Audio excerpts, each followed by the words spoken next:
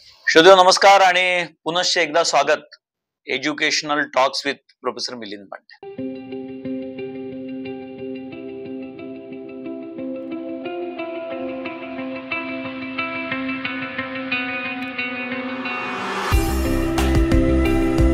आपण नेहमी चर्चा करतो एआयचा बोलबाला सगळीकडे झालेला आहे.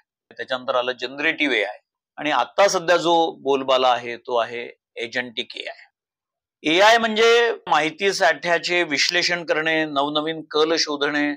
जनरेटिव्ह एआय मध्ये text, images, video, email, audio, software कोडचा वापर करून जनरेटिव्ह एआयच्या माध्यमातून हे सगळं शक्य झालं. आणि आता जसं म्हटलं की एजंटिक एआय ही एक नवीन प्रकार आहे, नवीन संकल्पना आहे. एआय मोर पर्सनलाइज्ड याच्या दृष्टीने एजंटिक एआय कडे बघितलं जातं. एजंटिक एआय म्हणजे नक्की काय?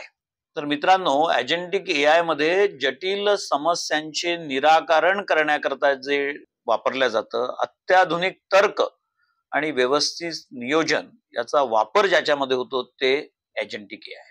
विशेष करून एजंटिक एआय मध्ये ज्या ज्या समस्या त्या त्या टप्प्यावर त्याचं नियोजन केलं जातं, त्याची उत्तरं दिल्या जातात ते एजंटिक एआय. एक उदाहरणच द्यायचं झालं तर चॅटबोट याचं उदाहरण. आपण सगळेजण चॅटबोट वापरतो. जर हे चॅटबोट आपण डोळ्यासमोर आणलं तर असं लक्षात येईल की तुम्ही कुठलाही प्रश्न विचारला तर ते चॅटबोट नॅचरल लँग्वेज प्रोसेसिंग मधनं त्याचं उत्तर तुम्हाला देतं. त्यामध्ये हे उत्तर फक्त तुम्ही विचारलेल्या प्रश्नाशीच निगडीत असतं. त्याच्यात इतर तुमच्या बाकीच्या ज्या काही तुमच्या ऍक्टिव्हिटीज आहेत त्याचा कुठेही उल्लेख नसतो.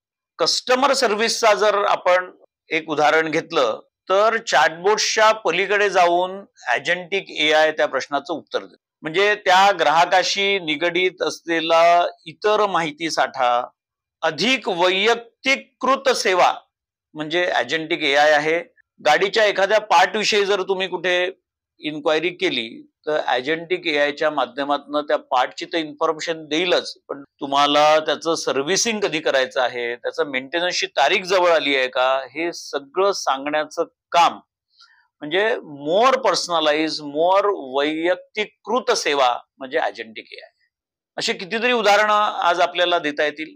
पण एजंटिक एआय हे आजही प्राथमिक टप्प्यात आहेत मित्रांनो. ते पुढे कसं विकसित होईल हे बघणं औत्सुक्याचे ठरेल. पुनश्च भेटू पुढच्या भागात. नमस्कार आणि खूप खूप धन्यवाद.